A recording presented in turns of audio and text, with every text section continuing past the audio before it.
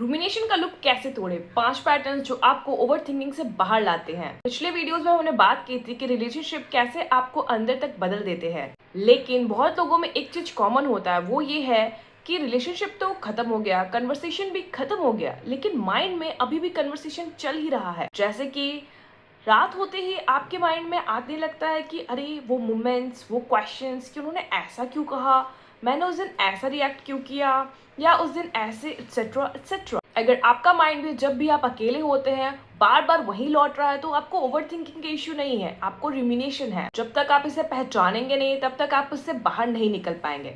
रुमिनेशन का मतलब सिर्फ और सिर्फ थॉट नहीं होता है। थॉट को बार बार दोहराना बिना किसी अंडरस्टैंडिंग के रिपीट करते रहना। ब्रेन को ऐसा लगता है कि अरे और थोड़ा सोच लूंगा और थोड़ा इस पर टाइम दे दूंगा। इस काइंड ऑफ रिसर्च, ब्रेन अपने हिसाब से रिसर्च करते रहता है कि कहीं आंसर मिल जाएगा, लेकिन क्लोजर तो मिलता ही नहीं है। थॉट्स क्लियर नहीं होता है, उल्टा वो और डीप हो जाता है। प्रॉब्लम सॉल्व होने की जगह पेन और गहरा होता चला जाता है। मैं आपको इस वीडियो में 5 ऐसे पैटर्न बताऊंगी जो इसके लूप को कम करेगा।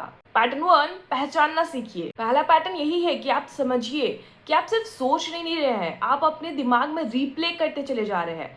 प्रॉब्लम सॉल्व क्लैरिटी देता है, रुमिनेशन सिर्फ और सिर्फ फेमिलियरिटी देता है, और दोनों अलग है। जब भी आपके दिमाग में ऐसा आता है और आपको लगता है कि अरे नहीं, मैं इसको अगर सोच रहा हूँ तो मैं इससे कहीं क्लैरिटी पा सकता हूँ, तो अपने आप से क्वेश्चन पूछे कि क्या मैं ये सोचकर कोई एक नई अंडरस्टैंडिंग तक पहुंच पा रहा हूँ, या सिर्फ और सिर्फ मैं वही फीलिंग को बार बार रिपीट कर रहा हूँ। अगर आपका जवाब दूसरा आता है तो आप आंसर नहीं ढूंढ रहे, आप लूप में हैं, और अवेयरनेस यहीं से शुरू होता है। Pattern 2, name it. जैसे ही लूप शुरू हो उसको नाम दे दीजिए कि ये रुमिनेशन है, ये रियलिटी नहीं, मेरा माइंड रिप्ले कर रहा है।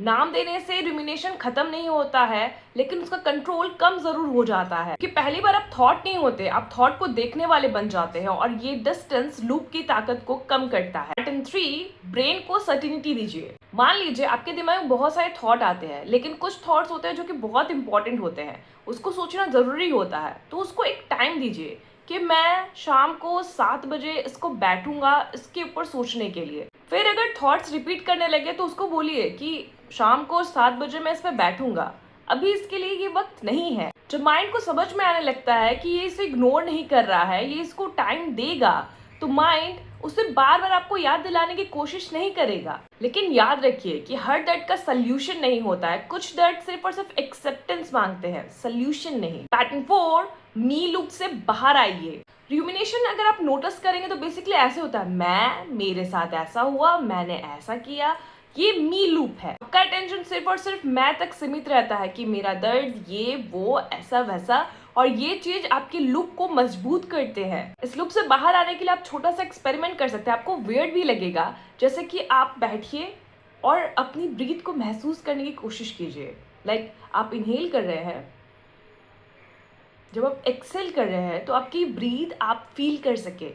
दूसरा चीज आप कर सकते हैं कि जिस चेयर में बैठे हैं या बेड में बैठे हैं, आप उसे टच करके उसे फील करने की कोशिश कीजिए, या फिर शांत होकर बैठिए और कुछ आवाज़ सुनने की कोशिश कीजिए कि बाहर से या कमरे में कोई आवाज़ हो रही है, उसको बाहर लाइए। ब्रेन को जैसे ही नया इनपुट मिलता है, वो उस लूप की जगह वो न्यू चीज को देखने चला जाता है। पैटर्न 5, इंटरप्ट कीजिए। रुमिनेशन खाली दिमाग में नहीं होता, वो उस दिमाग में होता है जो बार बार उसी मेमोरी पे लौट रहा है। इसलिए कुछ ऐसा कीजिए जो आपकी पूरी अटेंशन डिमांड करता है, जैसे कि वॉक करने जाइए, या कुछ लिखिए जिसमें आपका पूरा फोकस जाए। स्पोर्ट्स आप खेल सकते हैं, या आप म्यूजिक सुन सकते हैं, या आप किसी से डीप कन्वर्सेशन कर सकते हैं। ये सारी चीजें एस्केप नहीं होती है, ये सारी चीजें इंटरप्ट होती है। रुमिनेशन इंटरप्शन से तो खत्म नहीं होता, लेकिन इंटरप्शन आपको चॉइस देता है वापस आने पे। जब जब आप लूप को इंटरप्ट करेंगे तो आपका रुमिनेशन का जो ग्रिप है वो कमजोर होने लगेगा। एंड द फैक्ट कि रुमिनेशन इसलिए नहीं होता कि आप वीक हैं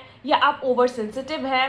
रुमिनेशन इसलिए होता है क्योंकि आपका ब्रेन अधूरी इमोशनल प्रोसेस को पूरी तरह करना चाहता है, इसीलिए उसे वो बार बार रिप्ले करता है, प्रोसेस नहीं करता। लेकिन रिप्ले प्रोसेस नहीं है, रिप्ले रिपीटेशन है। फीलिंग तभी आता है जब आप उसे एक्सेप्ट करना सीखे, क्योंकि अंडरस्टैंडिंग ही आपको ईज देता है, पीस देता है। क्योंकि हर दर्द आंसर से शांत नहीं होता है, हर दर्द का सॉल्यूशन नहीं होता है, कुछ दर्द एक्सेप्टेंस मांगता है। क्या आपको भी लगता है कि आपका माइंड बार बार उसी जगह लौट आ रहा है?